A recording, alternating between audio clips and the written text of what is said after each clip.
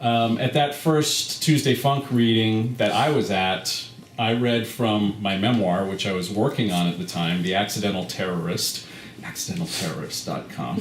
And I continued, I appeared a few more times and kept reading sections from that memoir, and that's what I thought I was going to do tonight.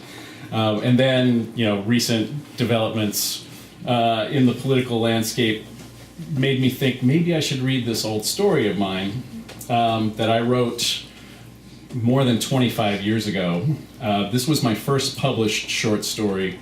It appeared in the Magazine of Fantasy and Science Fiction in February 1993. And I'm not going to read the whole story. I'm actually going to start in the middle and read mostly through to the end. But I think you'll be able to catch on pretty readily. The main action of the story takes place way in the future of 1993 at the presidential inauguration of 2009. And there's four main characters. They're 10-year-old boys who attend a boarding school or live at a boarding school in New Hampshire. But they are Benny, Charlie, Huey, and Slapjack, who's a giggly little fuck. And they're there with the school's choir and their choir master, Mr. Kemmelman, to sing at the presidential inauguration. And so it was that oh, by the way, this is Benny narrating the story. And so it was that Inauguration Day found our choir crammed onto a set of irregular risers that seemed designed more to conform to the side of Capitol Hill than to accommodate a group of performers. We were forced to rearrange ourselves as we tried to find places to sit, and Charlie and I and several others ended up displaced from our accustomed center section. In fact, a great number of us were shifted into new positions, which only made us feel out of place and increased our anxiety. Mr. Kemmelman continued to pace, which did not help. Chief Justice Souter closed his remarks and asked John Isaiah Wheelock to rise. As the president-elect approached the dais, the vast crowd seemed to swell, like a tide groping for the moon. I find myself wondering today where all the protesters were, where the signs and the placards and the indignant voices had taken refuge. They had turned out in force for Phyllis Whiteley's inauguration. Why was no one protesting this? Mr. Kemmelman had once been a protester, as I have learned from various sources at the Hawthorne Academy. He once led faculty opposition to many of the policies of the Board of Trustees, and when most of the board had wanted him terminated, it was Jack Wheelock who had saved him. Wheelock had persuaded the board that it was better to grant the faculty a few concessions than to risk creating a martyr. Now Mr. Kemmelman was a player in Wheelock's inauguration, about to demonstrate to the nation the depths of his support for the new president. This is what becomes of protesters in the new America. A way is found to turn them. The lucky ones, that is. All the October polls had showed Wheelock behind. According to the media, there was no way he could win. What the hell, Bill? But then he did. Oh, it's my fault now. But then he did win, decisively. He found the support he needed when he needed it in places no one else had thought to look. And this leads me to a heretical thought. Perhaps the framers of the Constitution were more correct than we would care to admit when they designed the Electoral College to keep power away from the people. I can't get everything right. John Isaiah Wheelock stood before the Chief Justice of the Supreme Court like a mooring post for our eyes and expectations. Remote holo cameras from the major cable companies drifted in loose ranks about the presidential grandstand like a flock of hovering raptors. Mr. Kemmelman readied his baton, his face a study in severe control, and we felt a thrill of adrenaline.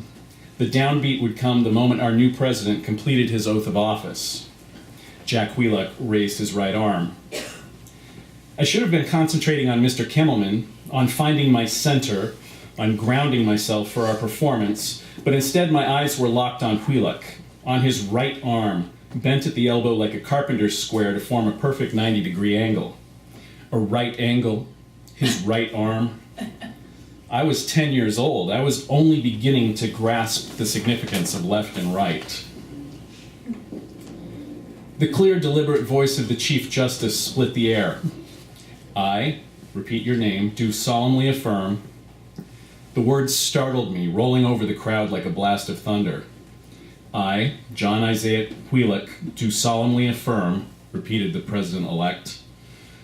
A constrictive panic rose in my chest. Mr. Kimmelman was poised as menacingly and impassively as a stone gargoyle. Charlie and all the other boys around me, none of us in our proper familiar places, seemed to press in on me like the crush of hot bodies in a gas chamber. I scanned every face I could see, but all seemed unconcerned, oblivious. Looking back, I wonder who might have spoken out that day had our choir not done so. That I will faithfully execute. That I will faithfully execute. These were the terrifying voices of twin titans. The President-elect had always been quick to point out his direct descent from Eleazar Wheelock, the Congregationalist minister who founded Dartmouth College. The Wheelocks, Jack claimed, and by extension himself, were part of the warp and woof of American history, part of the nation's destiny. What he failed to mention, however, was that the original Wheelock had resorted to fraud in order to attract funding for Dartmouth. He claimed the new school was meant to educate the local Indians, when in reality he only intended it to produce more Congregationalist ministers. There is nothing new under the sun. The office of President of the United States, Wheelock claimed his party would restore America's moral and patriotic fiber, reestablish her as the world leader in commerce and industry. But what we have now is a quiet, pervasive police state, a great octopus with its tentacles strangling every one of our rights. Our courts and legislatures are engaged in a slow dismantling of the Constitution.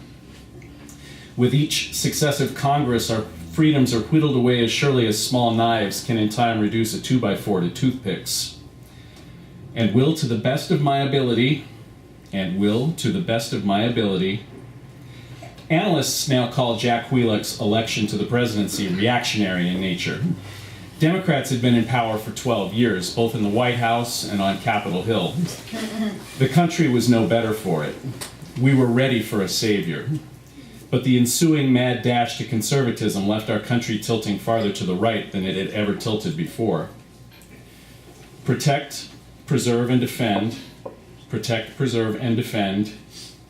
Was it only my fevered imagination, or was that a trace of distaste on the Chief Justice's face? Did Souter perhaps foresee what was to come, and was he sick with despair at setting that evil machinery into motion? The Constitution of the United States, so help me God. Mr. Kimmelman came to life, like an iceberg flash thawed. The section on the right will begin, he hissed. On the right. Ready? Jack Wheelock's voice rang out with the finality of a death knell. The Constitution of the United States, so help me God. I wanted to scream. But there, in the split second of silence before cheering and wild applause could erupt, flashed Mr. Kimmelman's baton, insistent as an ice pick, signaling the onset of the magnificent cannon he had crafted from the strains of God Bless America. And the downbeat fell, precise as surgical steel. Some of us opened our mouths. Some of us did not. Some of us, managed to croak out a ragged opening note before glancing around in sick confusion and falling silent. A funereal stillness ensued. We faced an audience of 1 million staring corpses. Cold hands squeezed my heart. But things still might have turned out all right if not for what happened next. It was something any other president could have shrugged off, forgiven of 100 or so small boys. Ronald Reagan, a product of the entertainment industry, would have understood. I'm sure either one of the Roosevelts would have just smiled and signaled for us to have another go at it, chomping on a thick cigar or clenching a thin cigarette holder between gleaming teeth.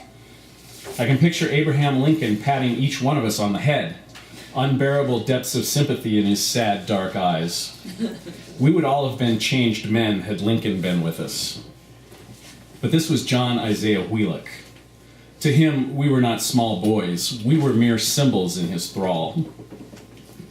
Now President of the United States, Huiluk glared at us in that interminable moment with eyes that burned like an angry demon's.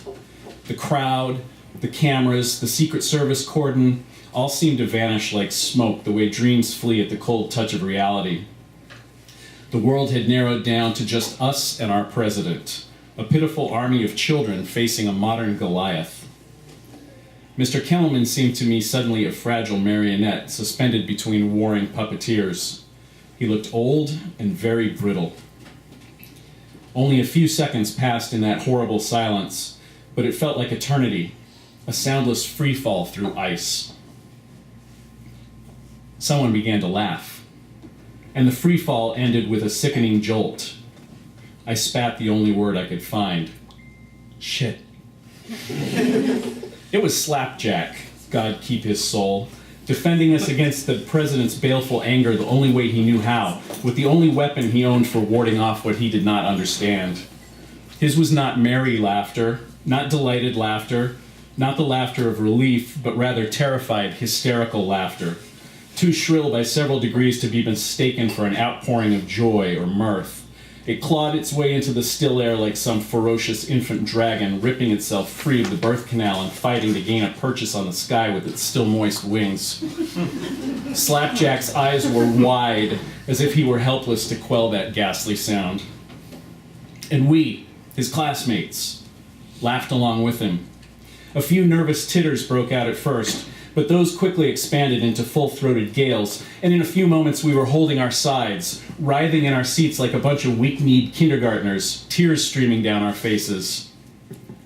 It wasn't at all funny. There was not one blasted funny thing about the entire situation. We were honored guests at the presidential inauguration, and we had just blown our golden moment in the spotlight before the most powerful men in the country, before foreign dignitaries, before a gathered crowd of thousands and thousands, before the disbelieving eyes and ears of millions of Americans, before the microphones and cameras of the entire world. So what else was there to do but laugh? Laugh like raving lunatics. Our laughter multiplied and echoed back from the floating loudspeakers, from the mausoleum white marble of the Capitol, from the monuments all down the mall, as if a horde of demons were descending on the city. Mr. Kemmelman stood frozen, arms still raised, with the faintly surprised air of a man just impaled on a spear. His eyes betrayed only disbelief. Then the laughter spread to the crowd. I will not attempt to describe any more of it here. Every news outlet in the country has tape of it in three-dimensional surround. The only way to know how it really felt is to have been there in person, but the tapes come close. I know, I've reviewed them often enough. Chaos reigned for a minute or two, but after a few stern words from Chief Justice Souter, order was restored. We were even given a chance to try our number again, and we did a respectable job of it. It didn't make us feel any better, though. We had already upstaged ourselves, and no performance, no matter how good, could make up for that. But we had also upstaged the President of the United States. After that first horrible instant, he had managed to mask his true emotions, but we weren't fooled. He smiled graciously as we pushed through our number, but from that small smile shone malice as pure as beams of black light. We had laughed at his inauguration, and from his point of view, I'm sure he felt we were laughing at him. But time marches on, as inexorably as the parade which soon installed Jack Huiluk in his new home at 1600 Pennsylvania Avenue. 12 years have passed, and he has been laughing at the rest of us ever since. My parents eke out a meager subsistence back home in Maine, two old reporters whose suddenly liberal press was forced into closure nearly a decade ago. Charlie's father, once a critic of military rearmament, has not been heard from in 7 years. Huey's mother is dead, killed in religious violence in the streets of New York City. His family had never been practicing Jews, but strangely enough, now they are, covertly. The source of the laughter is dead as well. In his first year at Harvard, the Black Depression, which had been creeping over Slapjack for years, at last reached its high tide. I suspect it was Charlie who sold him the gun, from his missing father's collection, perhaps, though I'm sure Charlie supposed it was intended for a very different purpose. We left Washington that day in 3 chartered buses bound straight for North Andelang, New Hampshire. Mr. Kimmelman stayed on, supposedly to attend the inaugural ball as a special guest of the president. None of us ever saw him again. We finished out the term with a substitute teacher, and by early spring, a full-time replacement had been named. No one offered us an explanation. When I think of Mr. Kimmelman now, I try to remember the stern, generous man who strove to embrace us all that day back in our choral chamber, but whose arms turned out to be too short. I try to remember him that way, but all too often what I see is his heavy, slightly stunned face congealing into horror as our laughter rolls past him in ugly waves. And then I realize, once more but never with any less force, that it was we children, we small boys, who laughed him into non-existence. I am back in Washington today, Wednesday, January 20th, 2021. The occasion is Jack Wheelock's 4th inauguration. I attend Dartmouth, and I've begun my student teaching at the Nathaniel Hawthorne Memorial Boys Academy. By a peculiar twist of fate, I've drawn the same duty forced upon Mr. Kimmelman some 12 long years ago. My boys are here with me, crowded onto ill-sized risers adjoining the presidential grandstand.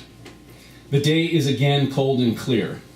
President Wheelock has waited all this time for our choir to reattain its former level of excellence, and he is determined that we serve him today with fierce allegiance, as if that will undo the affront of so long ago. Charlie and Huey are here somewhere also, perhaps as part of the crowd, perhaps atop one of the nearby buildings, or perhaps in some cunning disguise inside the security cordon. I prefer not to know where. For their part, they are determined that Jack Wheelock not be allowed to serve a 4th term. For my part, I am determined only to draw from my boys the most haunting and plaintive music that has ever been heard in this city, which was once the cradle of democracy. I am determined to give Mr. Kimmelman, wherever he is, the performance we failed to deliver that Tuesday in '09. Everyone will be waiting for another colossal blunder. They will be waiting for us to disgrace ourselves again, to humiliate our president, but we will not. We will sing like angels, and we will seize the minds and souls of all within the sound of our voices. They will hear, see, and feel nothing else but our music. And when the shots ring out to signal the end of an era, we will not miss a beat, and the strains of Horace Kimmelman's magnificent arrangement of God Bless America will wash out over the mall like a cool breeze from heaven. It may be the last song I ever hear, but my boys will make me proud, and I will be happy. There is something my parents never understood about America. It is that America only understands itself. It knows little of anything else, and what it does know, it comprehends poorly.